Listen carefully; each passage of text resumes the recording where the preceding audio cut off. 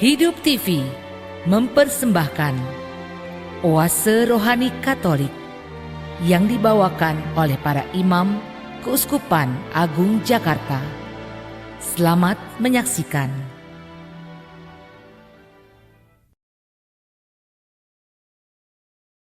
Om Opa, Ibu Bapak, para suster, rekan-rekan muda Oase Rohani Katolik yang terkasih, salam jumpa kembali.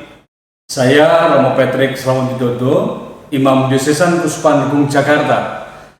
Hari ini adalah hari Sabtu, tanggal 13 Maret 2021. Dan hari ini merupakan di penghujung Minggu Prapaskah yang ketiga. Semoga kita semua senantiasa dalam lindungan Tuhan, dan kita semua terus diberikan semangat menjalani hidup ini dengan sangat gembira.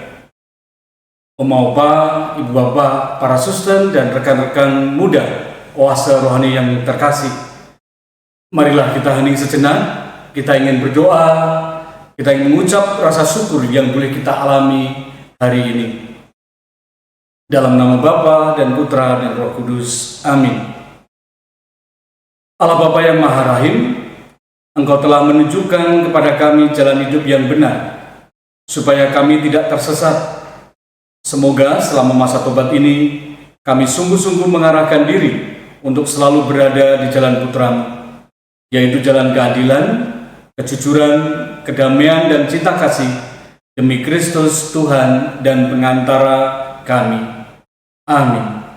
Dalam nama Bapa dan Putra dan Roh Kudus. Amin. Bacaan dari kitab Nubuat Hosea, bab 6, ayat 1 sampai dengan 6. Umat Allah berkata, "Mari kita akan berbalik kepada Tuhan, sebab Dialah yang telah menerkam, tetapi lalu menyembuhkan kita, yang telah memukul dan membalut kita.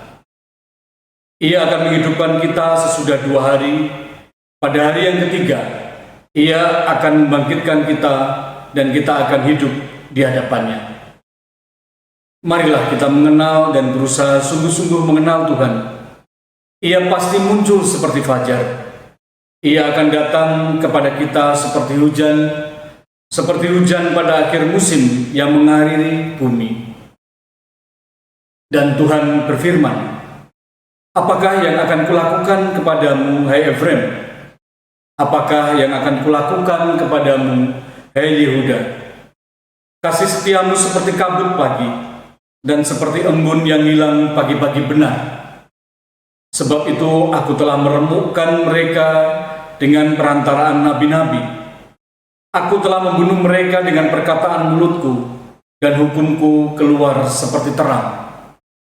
Sebab aku menyukai kasih setia, dan bukan kurban sembelian. Aku menyukai pengenalan akan Allah, lebih daripada kurban-kurban bakaran." Demikianlah sabda Tuhan. Syukur kepada Allah. Mazmur tanggapan dengan referen, "Aku menyukai kasih setia dan bukan kurban sembelian." Aku menyukai kasih setia dan bukan kurban sembelian. Kasihanlah aku ya Allah menurut kasih setiamu. Menurut besarnya rahmat-Mu, hapuskanlah pelanggaranku. Bersihkanlah aku seluruhnya dari kesalahanku, dan tahirkanlah aku dari dosaku. Aku menyukai kasih setia dan bukan kurban sembelian. Sebab Engkau tidak berkenan akan kurban sembelian, dan kalaupun kupersembahkan kurban bakaran, Engkau tidak menyukainya. Persembahan kepadamu ialah jiwa yang hancur, hati yang meremuk redam tidak akan Kau pandang hina, ya Allah. Aku menyukai kasih setia dan bukan kurban sembelian. Lakukanlah kerelaan hatimu kepada Sion. Bangunlah kembali tembok-tembok Yerusalem. Maka akan dipersembahkan kurban sejati yang berkenan kepadamu, kurban bakar dan kurban-kurban yang utuh. Aku menyukai kasih setia dan bukan kurban sembelian.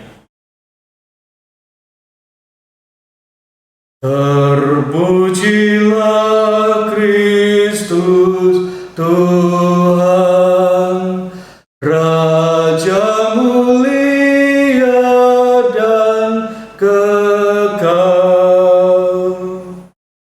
Pada hari ini, kalau kamu mendengar suara Tuhan, janganlah bertekar hati.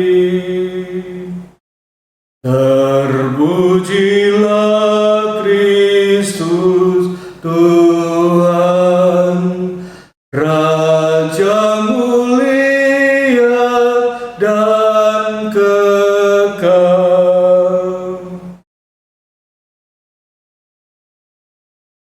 Tuhan sertamu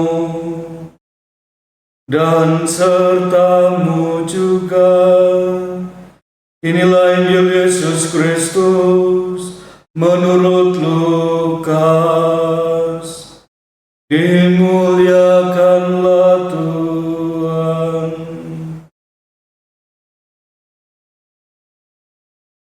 Sekali peristiwa, Yesus menyatakan perumpamaan ini kepada beberapa orang yang menganggap dirinya benar dan memandang rendah semua orang lain.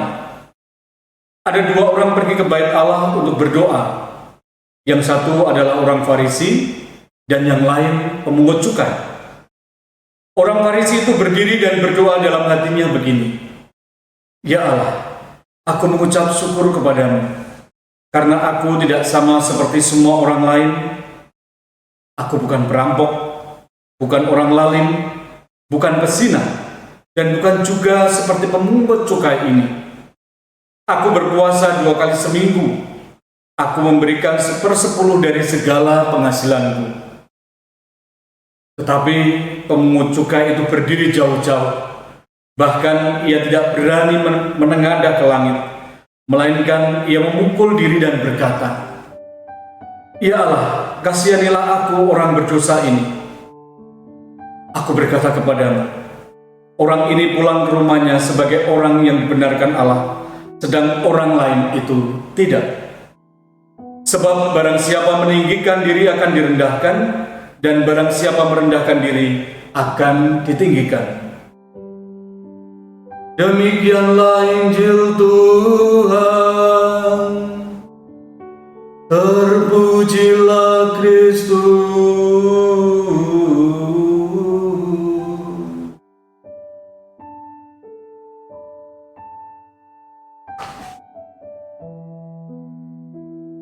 Marilah kita hening sejenak.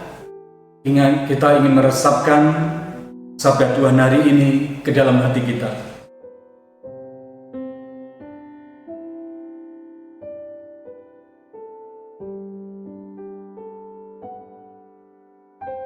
Oma opa, ibu bapak, para suster dan rekan-rekan muda Oase Rohani Katolik yang terkasih. Pesan dari bacaan pertama dari kitab Nabi Hosea. Kita bisa lihat yang berpuncak dalam ayat 6 dikatakan, "Sebab aku menyukai kasih setia dan bukan korban sembelihan, dan menyukai pengenalan akan Allah lebih daripada korban-korban bakaran." Saudara-saudariku yang terkasih, kasih setia adalah sebuah perbuatan mengasihi karena seseorang setia kepada orang yang dikasihinya. Dengan kata lain, kasih setia adalah sebuah kesetiaan yang dilandaskan pada kasih. Ada banyak orang yang mengasihi pasangan hidupnya, pacarnya, atau keluarganya, tetapi mereka tidak setia kepadanya. Seringkali kesetiaan itu nampak lewat perilaku berupa perselingkuhan, ketidakjujuran dalam perkataannya, bahkan dengan perbuatan membohongi dan menipu mereka. Kasih setia adalah perbuatan yang dikehendaki oleh Tuhan. Dan ayat tadi menegaskan bahwa Tuhan menyukai kasih setia lebih daripada korban sembelian. Yang dimaksud ialah persembahan berupa materi yang kita berikan kepada Tuhan, apakah itu berupa uang atau benda-benda lainnya. Bagian selanjutnya dari ayat itu merupakan pengulangan yang lebih menegaskan lagi.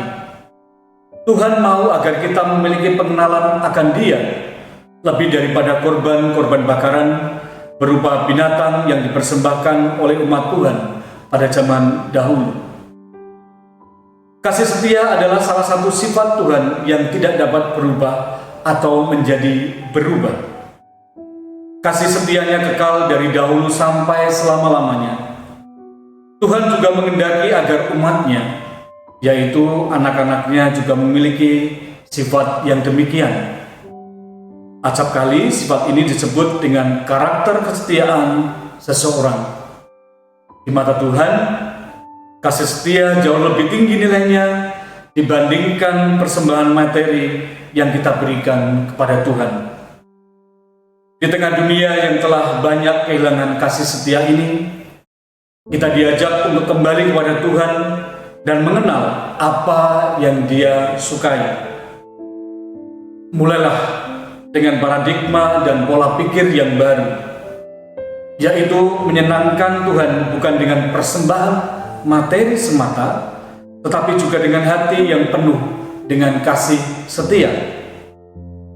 Pengenalan akan Allah dapat kita peroleh lewat membaca kitab suci dan oleh bimbingan dari Roh Kudus, lewat pengalaman hidup dan masalah yang kita hadapi setiap saat di dalam keluarga kita, di dalam lingkungan kita. Tuhan mau hadir dalam hidup kita dan memberikan kerinduan untuk mengenal Dia. Itulah kita diajak untuk kenalilah kasih setianya. Dan dalam masa Prapaskah ini, pertobatan yang sungguh-sungguh bukan penyesalan dengan mulut saja. Yang diperlukan adalah kasih setia yang sesungguhnya. Seperti tadi dikatakan, bukan hanya mempersembahkan korban bakaran dan korban persembahan saja, melainkan adalah sikap hati yang sungguh-sungguh mengasihi Allah. Itulah yang dikehendaki oleh Allah sendiri. Sikap yang demikian itulah yang berkenan di hadapan Allah. Sebagai contoh, misalkan dalam sebuah perkawinan, ketika pasangan suami istri itu mengikat janji untuk hidup bersama selama sisa kehidupan mereka, yang menjadi dasarnya adalah kasih. Jika hubungan suami istri tidak dilandasi dengan kasih sayang antara keduanya, bagaimana mereka dapat menjalani bahtera rumah tangga mereka? Dan apabila kasih sayang di antara mereka adalah sebuah kasih yang palsu atau kasih yang terpaksa, apa jadinya bangunan fondasi rumah tangga tersebut? Tentunya bangunan itu akan miring jika tidak ada fondasi kasih sayang yang sangat kuat. Kasih sayang di antara keduanya pun harus kuat, karena kasih sayang itu menjadi dasar yang kokoh. Jadi bukan hanya kasih sayang yang palsu atau yang pura-pura, tetapi kasih sayang yang murni, kasih sayang yang sungguhnya di antara suami istri tersebut. Hasilnya adalah bahtera rumah tangga tersebut bisa bertahan sampai akhir kehidupan mereka. Bangunan rumah tangga mereka pun boleh terstruktur dengan baik karena fondasi kasih sayangnya sangat kuat. Saudara-saudariku yang terkasih, apakah kita sebagai orang yang percaya sudah mengasihi Tuhan dengan sungguh-sungguh? Apakah kita telah menunjukkan kasih setia kita kepada Tuhan sebagaimana Dia yang sudah mengasihi kita terlebih dahulu? Biarlah kita sebagai pengikut Kristus, orang yang percaya, kita mau sungguh-sungguh mengasihi Allah. Bukan hanya dari mulut kita katakan bahwa aku mengasihi Engkau ya Tuhan, tetapi hati kita jauh dari hadapan Tuhan. Tetapi biarlah hati dan pikiran kita sungguh-sungguh berfokus kepada Tuhan untuk mengasihinya. Oma, opa, ibu, bapak, rekan-rekan muda Oase Rohani Katolik yang terkasih, Allah mengendaki pertobatan yang sejati dari setiap orang yang percaya. Bukan saja mereka mengaku sebagai pengikut Kristus dan tidak mengalami pertobatan, tetapi Allah mau supaya kita mengalami pertobatan yang sejati, yaitu mengenal Allah dengan sungguh-sungguh dan mengasihi Allah dengan sungguh-sungguh. Itulah yang menjadi kehendak-Nya. Pertanyaannya bagi kita saat ini, apakah kita ini hanya seorang yang pengikut Kristus, orang Katolik yang tanpa pertobatan saja? Ataukah kita sudah mengalami pertobatan yang sejati itu? Saudara-saudariku yang terkasih, saya mengajak pada kesempatan ini untuk kita datang kepada Tuhan. Kita mencari Tuhan dengan segenap hati, mengenal Dia dengan sungguh-sungguh dan mengasihi Tuhan. Tidak hanya mengaku dengan mulut saja, tetapi biarkan hati kita terus berfokus pada Tuhan. Dan kita tetap menjadi seorang pengikut Kristus yang sejati, karena kita boleh mengalami pertobatan yang sejati di dalam nama Tuhan. Oma Opa, Ibu Bapak, para suster, rekan-rekan muda Oase Rohani Katolik yang terkasih, kita akan istirahat sejenak. Kita akan lanjutkan dalam sesi yang kedua. Kita akan mengupas apa pesan Injil Lukas dalam bacaan hari ini. Hidup TV mempersembahkan Oase Rohani Katolik yang dibawakan oleh para imam Keuskupan Agung Jakarta. Selamat menyaksikan.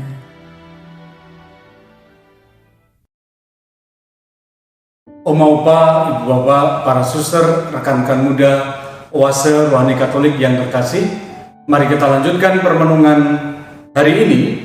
Dan bacaan Injil hari ini diambil dari Injil Lukas. Seperti banyak yang terjadi atau hal-hal yang sudah biasa terjadi di masyarakat, misalkan orang yang hati dan pikirannya tertutup tidak mampu mengakui keberadaan orang lain. Ia hanya fokus pada dirinya sendiri. Orang lain seakan-akan tidak ada dan tidak mempunyai makna sama sekali. Karakter seperti ini cenderung suka menuntut tanda dari orang lain. Kebanggaan yang berlebihan bisa membuat orang jatuh pada kesombongan. Kesombongan juga seringkali menjadi awal kejatuhan dan kehancuran seseorang. Kerendahan hati bertolak belakang dengan kesombongan. Dan ini adalah syarat utama seseorang memperoleh rahmat Allah, beroleh kuasa yang datang dari Allah sendiri. Rendah hati itu kelihatannya mudah, namun untuk sampai pada sikap ini, kita mesti membuang jauh perasaan diri kita hebat. Rendah hati berarti kesediaan untuk mengosongkan diri dan membiarkannya diisi dengan kuasa Allah. Rendah hati berarti kesadaran bahwa kita hanya sebagai alat di tangan Allah, bahwa pekerjaan-pekerjaan hebat yang bisa kita lakukan yang mendatangkan pengakuan dari orang lain, bukan terutama karena kehebatan kita pribadi, melainkan karena Allah yang penuh kuasa berkenan memakai kita yang terbatas untuk melakukan karya-karya Allah. Orang-orang selalu memikirkan perkara-perkara duniawi dan akan selalu saja tingkah lakunya ada yang bisa dikatakan aneh. Salah satunya adalah mencari kehormatan. Tetapi ternyata apa yang diperbuatnya ini, mencari kehormatan ini, justru merendahkan dirinya di hadapan Tuhan dan juga sesamanya manusia. Karena acap kali dia menganggap dirinya sudah terhormat jika dia menonjolkan kemampuan, kepintaran, kekayaan. Tetapi justru sebaliknya, dengan penonjolan diri kepada Tuhan, sangat membenci hal yang seperti itu dan juga sesamanya tidak akan suka melihat tingkah laku yang seperti ini. Sesungguhnya, suka tidak suka, semua manusia menginginkan kehormatan, sebab tidak ada orang yang mau untuk direndahkan. Namun, ada saja yang sesat pikirannya tentang hal kehormatan dan juga cara untuk menggapai kehormatan. Maka bacaan Injil Lukas hari ini ingin mengarahkan kita untuk memahami bagaimana kehormatan yang sesungguhnya, sebagaimana yang diajarkan oleh Tuhan Yesus. Bahwa ternyata ada juga orang yang tidak saja hanya meninggikan diri pada sesamanya manusia, tetapi ada juga yang meninggikan dirinya sendiri kepada Tuhan. Sahabat-sahabat oase rohani Katolik yang terkasih, Injil hari ini mengisahkan tentang perumpamaan orang-orang Farisi dengan pemungut cukai. Dan dari bacaan Injil hari inilah kita ingin menggali bagaimana jalan menuju kehormatan tersebut. Yesus memberikan perumpamaan ini ditujukan kepada beberapa orang yang menganggap dirinya benar dan memandang rendah semua orang lain.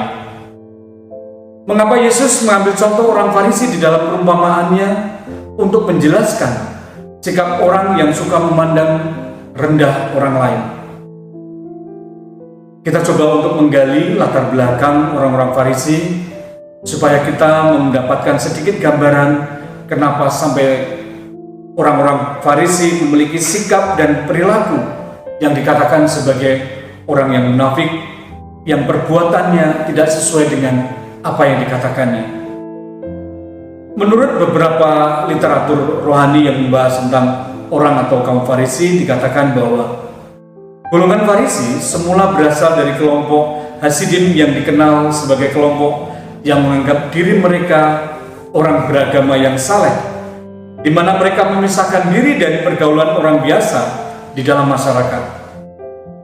Pengaruh mereka mulai nampak semasa pemerintahan Alexandria dan berlanjut ketika pemerintahan Romawi menguasai daerah Palestina.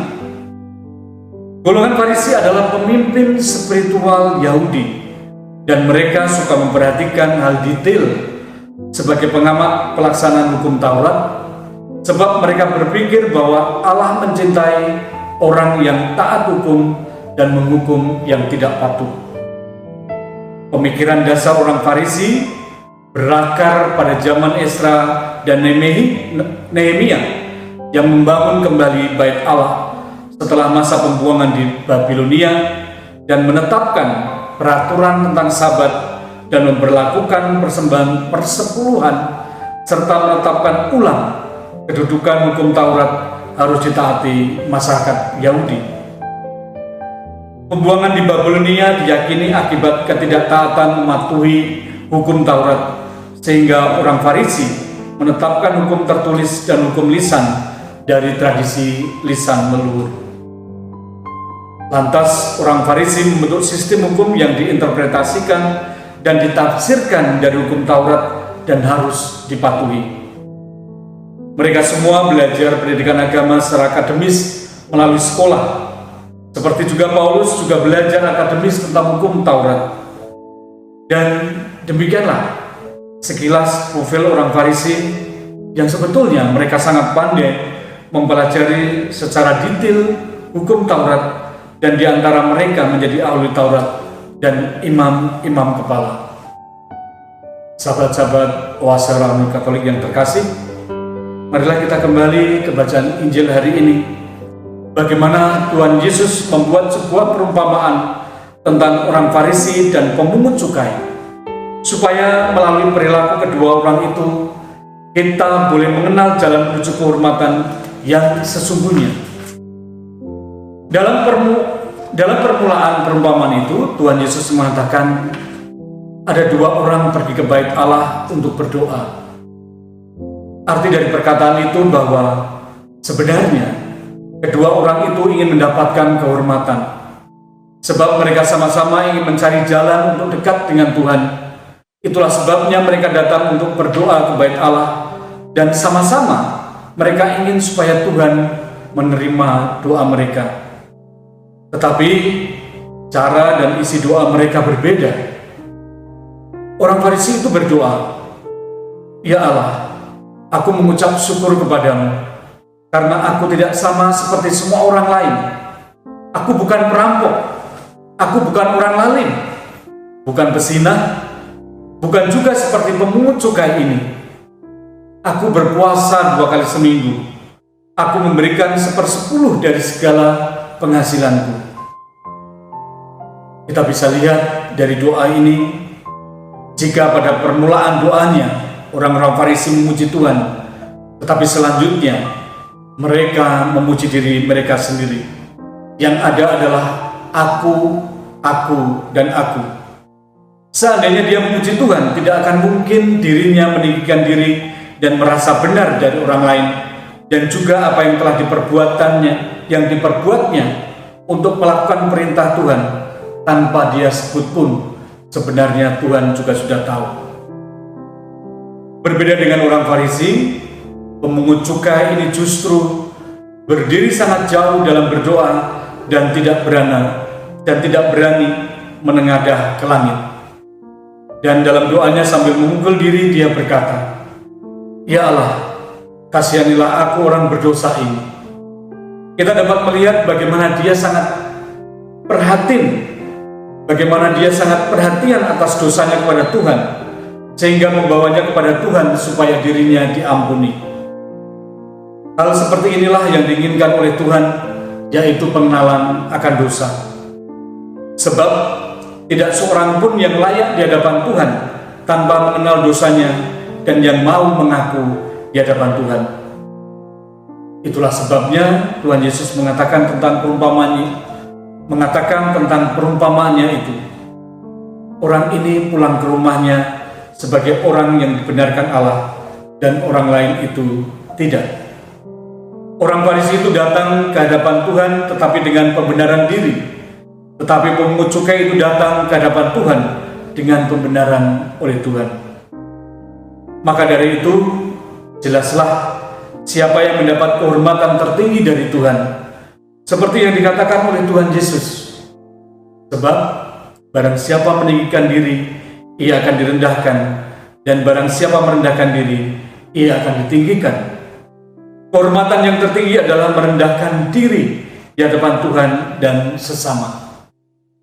Sahabat-sahabat Oase Rohani Katolik yang terkasih, jika kita menilai kemanusiaan kita bila dibandingkan dengan makhluk yang lain, adalah terletak pada sisi kesadaran. Manusia memiliki kesadaran sedangkan makhluk yang lain tidak. Karena kesadaran itu lahir dari refleksi atas sebuah peristiwa pengalaman iman yang sudah dialami. Orang yang pernah selamat dari suatu penyakit berbahaya misalkan, akan lebih berhati-hati dan menjaga kesehatannya. Inilah yang disebut dengan kesadaran diri. Namun, apakah manusia tetap berada pada tingkat kesadaran diri yang terus-menerus? Jawabannya tentu saja tidak. Tetapi kita cenderung untuk menjadi pura-pura dan acap kali tidak tahu meskipun itu salah. Perumpamaan orang Farisi dan pemungut cukai adalah sebuah gambaran yang bisa dikatakan tentang kepura-puraan manusia yang tidak menyadari dosanya. Tuhan menghukum manusia karena manusia telah banyak melakukan dosa.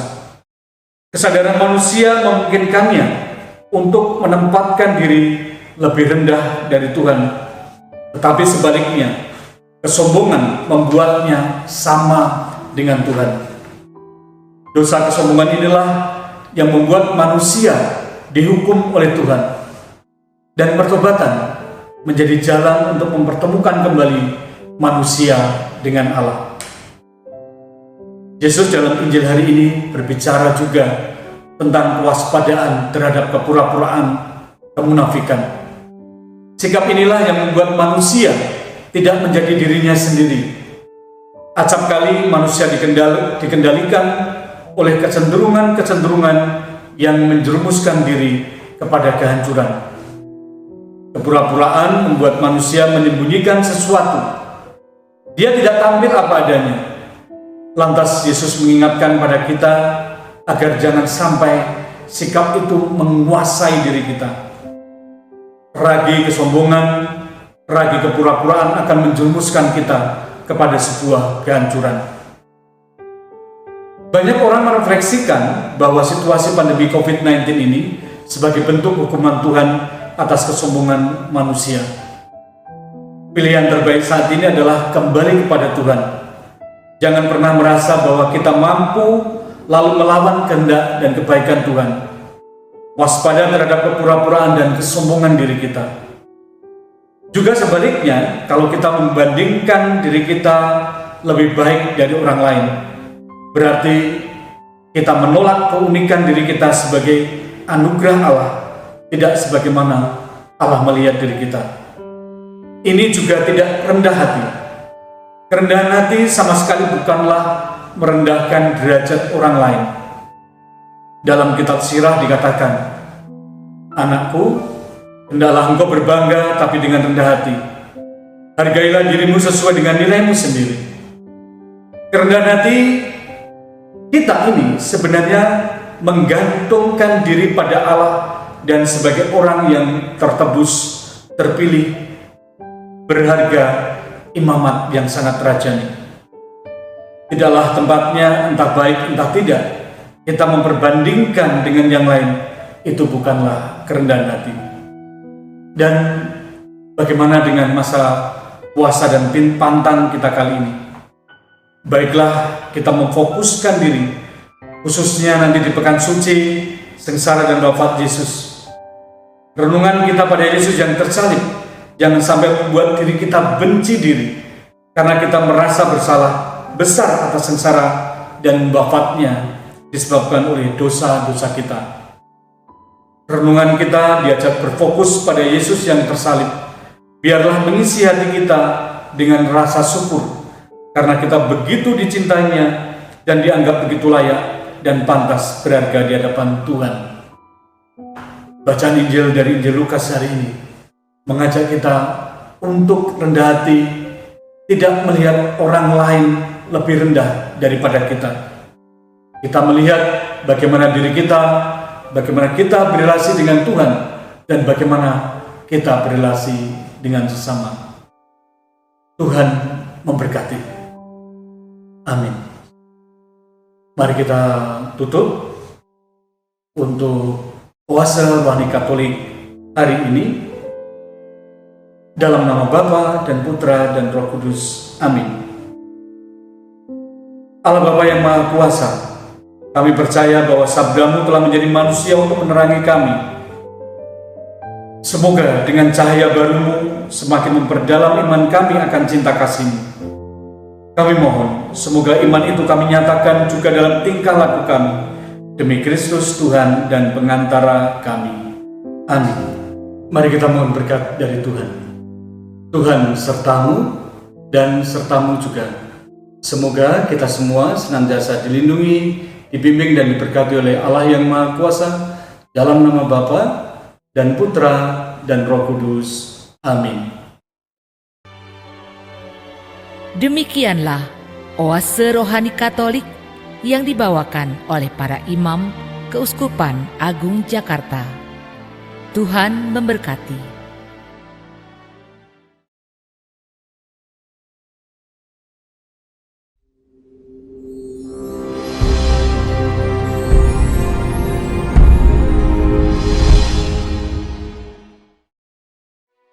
I want to tell you a story that's changing the lives of people all over the world. It's not a story that anyone made up. Instead, it's from the Bible, which is the word of the Most High God. Therefore, it's true and reliable. There's only one God, and He's the Most High God.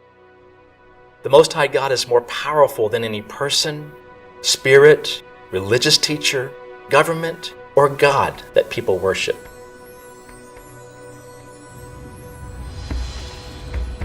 He existed in the beginning before there was anything else. When God began to create things, He just spoke, and everything came to being. He created everything on earth and in heaven. He created things we cannot see, like angels. Angels are beautiful spirits who worship and serve God in heaven. God also created everything we can see: the sun, moon, stars, the earth, and all the plants and animals. Finally, He created a man and a woman in His own image. When God created everything, He said, "This is really good." God gave the man and woman a beautiful garden to live in. Every day they walked together and had a wonderful relationship with Him and with each other. God told them to take care of the garden and to enjoy everything. He gave them a special command. He said, "You may eat the fruit of any of the trees in the garden, There's just one tree in the middle of the garden that you may not eat from. If you eat from the fruit from it, you will die. The man and woman's relationship with God and with each other was perfect. God created us to have this kind of relationship with Him and with each other.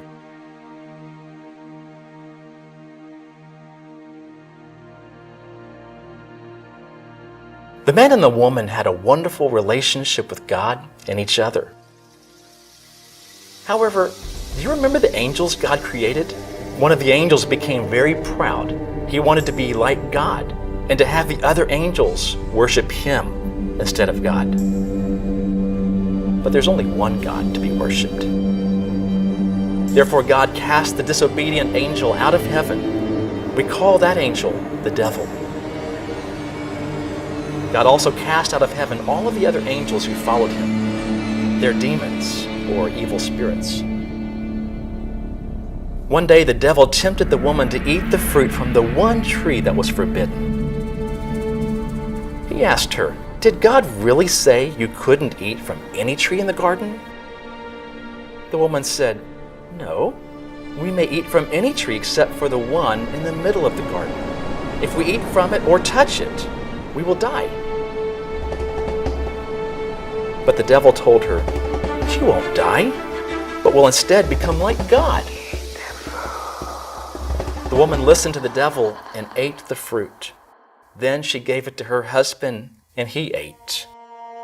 That day, both of them sinned. Sin is any time we disobey God's commands.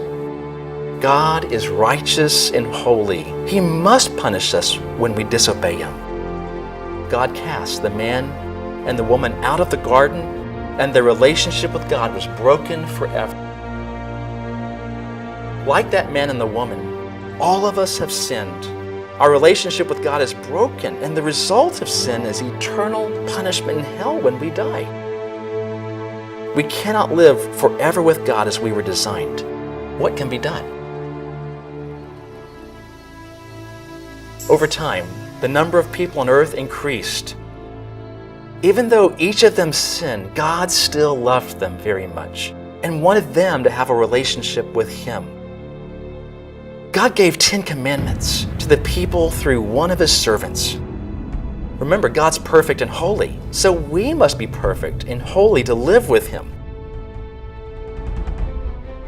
The 10 commandments taught people how to live right with God and each other. Some of the commands were, do not worship other gods or make idols. Honor your parents. Do not lie, steal, murder. Don't desire the things other people have or commit adultery. However, no one was able to obey all of these commands. Each time they sinned, God allowed them to confess their sins and offer a sacrifice to take their place of punishment. This sacrifice was shedding the blood of a perfect animal. As they offered the sacrifice, they would ask God to forgive them and let the animal die in their place. Only by the shedding of blood can a person's sins be forgiven. However, as time went by, their hearts were no longer sorry for their sins. Instead, their sacrifices just became empty rituals. God said, I've had enough of your empty sacrifices. Through the keeping of rules and sacrificing of animals, people realized that they were unable to come back to God on their own. What could be done?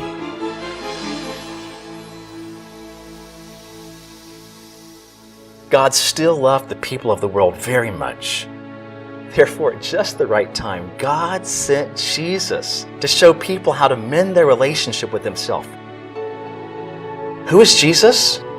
Jesus is God's one and only Son. Jesus was a wonderful teacher. People loved to listen to Him because He taught them how to come back to God. Jesus was also a powerful miracle worker. One day, many people came to listen to Jesus teach all day. Because the people were hungry, Jesus took 5 loaves of bread and 2 fish, blessed them, and then began to pass them out to the people. That day, over 5,000 people ate and were satisfied. Jesus' power is able to satisfy our needs. Another time, Jesus crossed a large lake on a boat with his followers. While Jesus was asleep, a powerful storm came up.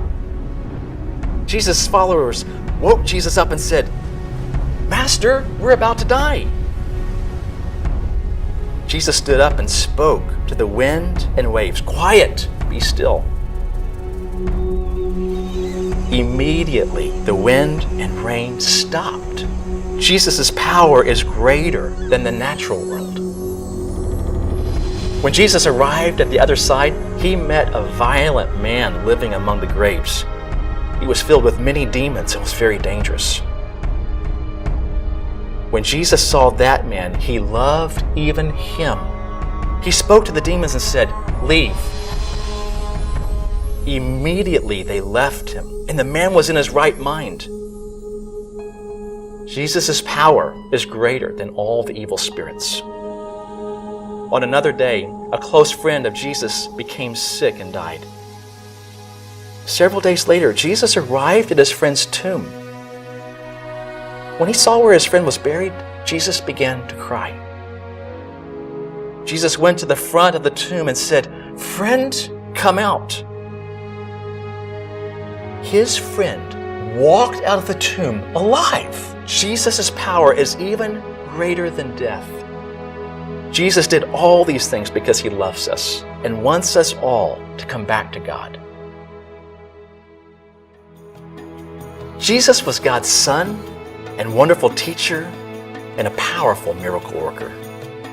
And of all the people who ever lived, Jesus alone never sinned. He alone never deserved to be punished for sin. So many people love Jesus. However, some religious leaders were jealous of Jesus. They arrested him, put him on trial, and decided to kill him. They placed Jesus on a large cross. They nailed his hands and feet to the cross. As he hung on the cross, Jesus' precious blood dripped down to the ground. He cried out, "It is finished." Jesus became the perfect and final sacrifice. God loves us and allowed Jesus to die on the cross in our place. Jesus bore the punishment of all our sins. Only through the shedding of blood can our sins be forgiven. Someone had to pay for our sins. After Jesus died that day, his friends took his body and placed it in a secure tomb. However, the story doesn't end there. On the third day after this, Jesus rose from the dead and spent many days showing people that he was alive again. He proved that he is the Son of God. Then he returned to his Father in heaven. Jesus took our punishment and now provides a way for us to come back to God. Only he can show us the way back to God. While Jesus was still on earth, he told a story. A young man said to his father, "Give me my share of the inheritance." The young man set off for a distant country and there wasted his money in wild living.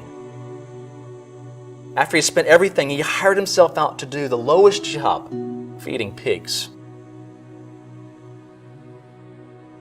One day he came to his senses. He thought, "How many of my father's hired workers have food to spare, and here I'm starving to death? I will set out and go back to my father and say to him, 'Father, I've sinned against heaven and against you. I am no longer worthy to be called your son. Please, just make me like one of your hired workers.' So he got up and went to his father.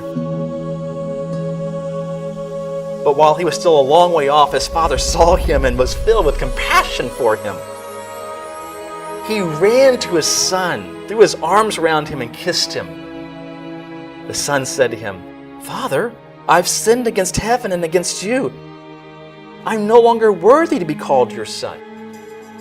But the father said to his servants, 'Quick, bring the best robe and put it on him. put a ring on his finger and sandals on his feet. Let's have a feast and celebrate. For this son of mine was lost and now has been found. All of us are like the young son. We've all sinned and left God our Father. But like the son, we can come back to God. We all must ask forgiveness for our sins and return to God to have the life He wants us to have as His children. Jesus said, I am the way, the truth, and the life. No one comes to the Father except through me. Would you like to let Jesus bring you back to God?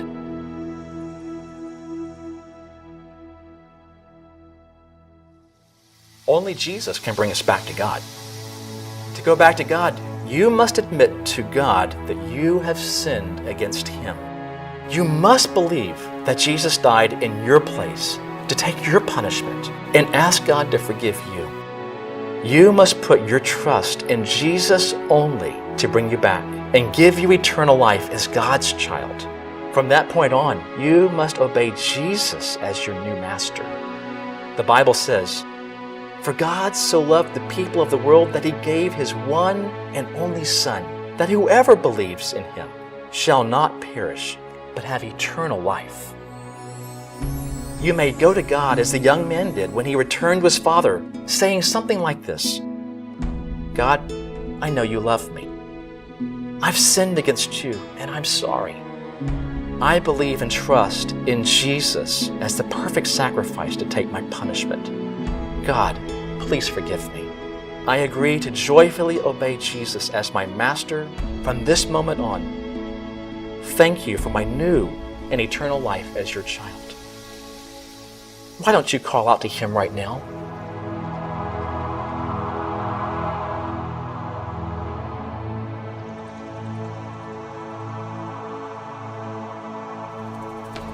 If you truly called out to God, you're now God's child forever.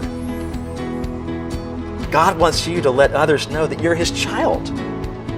God's plan is not only to bring you back to Him, but to bring back your family and friends through you, so that their relationship with God and one another may be restored. Who do you know that needs to hear this story?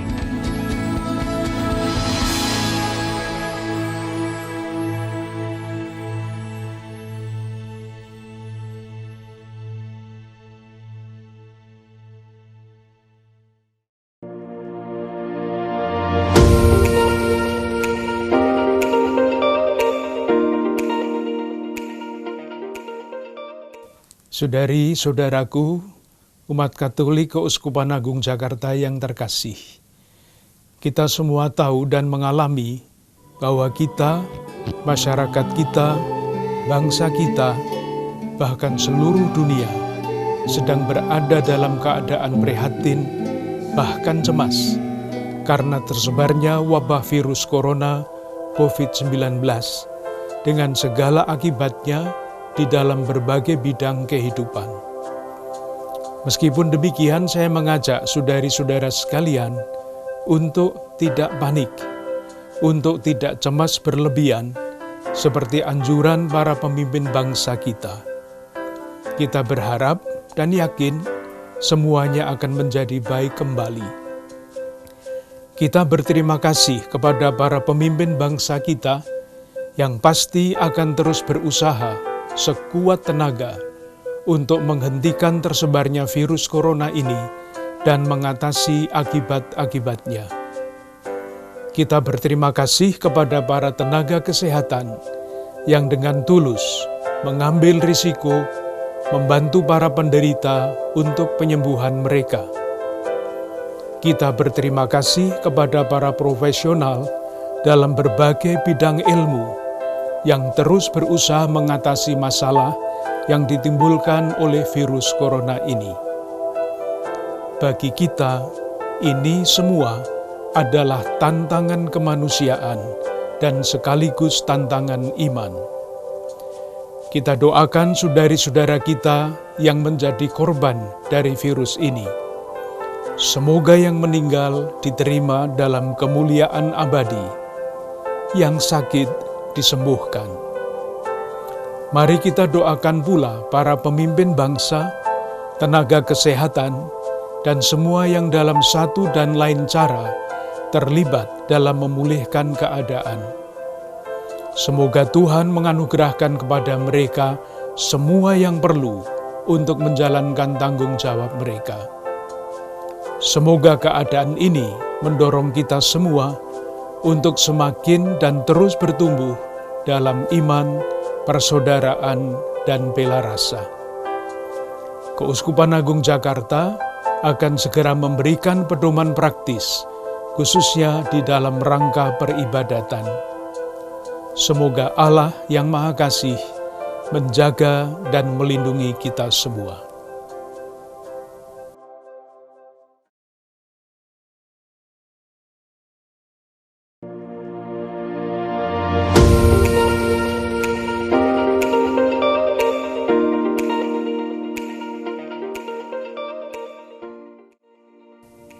Saudari-saudara umat Keuskupan Agung Jakarta, salam damai kasih Kristus. Saya akan menyampaikan petunjuk praktis aktivitas gerejawi di Keuskupan Agung Jakarta untuk mencegah penyebaran dan penularan virus corona.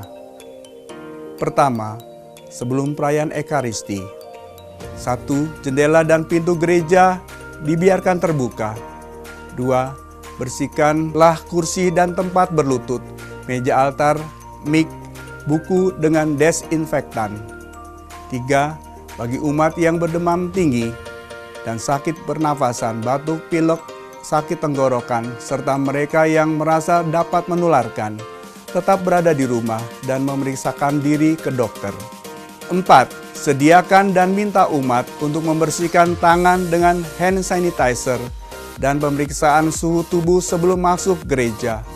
Bagi umat yang bersuhu tubuh 37 derajat Celcius ke atas, diminta untuk kembali ke rumah dan pergi ke dokter. 5. Tidak disediakan air suci di depan gereja. 6. Menyediakan kotak kolekte di depan gereja. 7. Apabila dimungkinkan, silakan untuk melakukan penyemprotan desinfektan di dalam dan lingkungan atau kompleks gereja. Selanjutnya, perayaan Ekaristi. 1. Umat yang sehat dapat tetap mengikuti perayaan Ekaristi di gereja. Bagi yang sedang menderita demam atau sakit pernafasan, batuk, pilek, sakit tenggorokan, dan mereka yang merasa dapat menularkan, diminta beribadah di rumah dengan mengikuti perayaan Ekaristi hari Minggu melalui media online. 2. Umat cukup membuat tanda salib mengarah ke tabernakel. 3. Ekaristi diselenggarakan sesingkat mungkin, antara lain dengan ordinarium tidak dinyanyikan, lagu-lagu cukup pembuka, persembahan, dan penutup. Uang kolekte dipersembahkan di kotak-kotak pintu gereja sebelum masuk gereja dan tidak ada perarakan persembahan. Salam damai ditiadakan, penerimaan komuni hanya diperkenankan melalui tangan saja, dan berkat anak ditiadakan.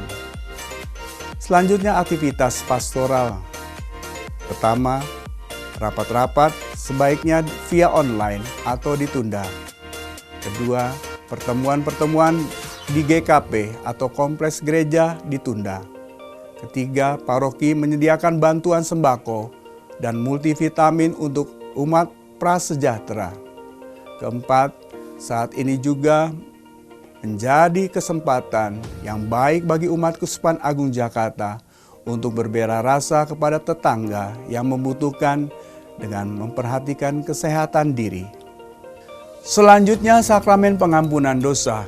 Mengacu pada ketentuan Kanon 961 ayat 1.2, Bapak Uskup Ignatius Kardinal Suharyo menilai adanya kebutuhan berat untuk memberikan absolusi umum kepada umat beriman selama masa Prapaskah ini. Namun absolusi umum hanya dapat diberikan sejauh tuntutan Kanon 962 terpenuhi.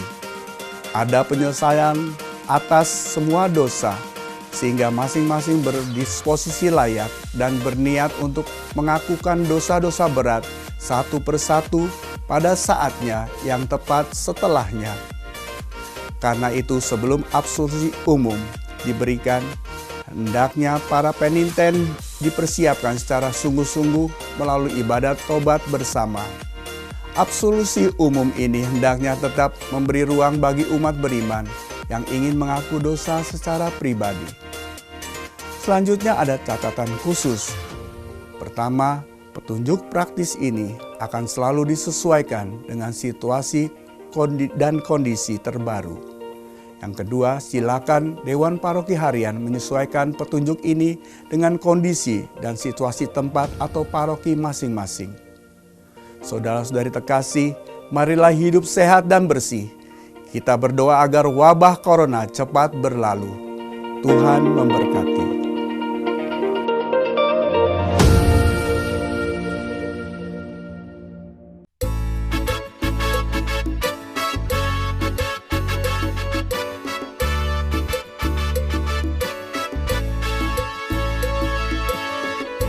Kami menyanyi lagunya asli, la la la.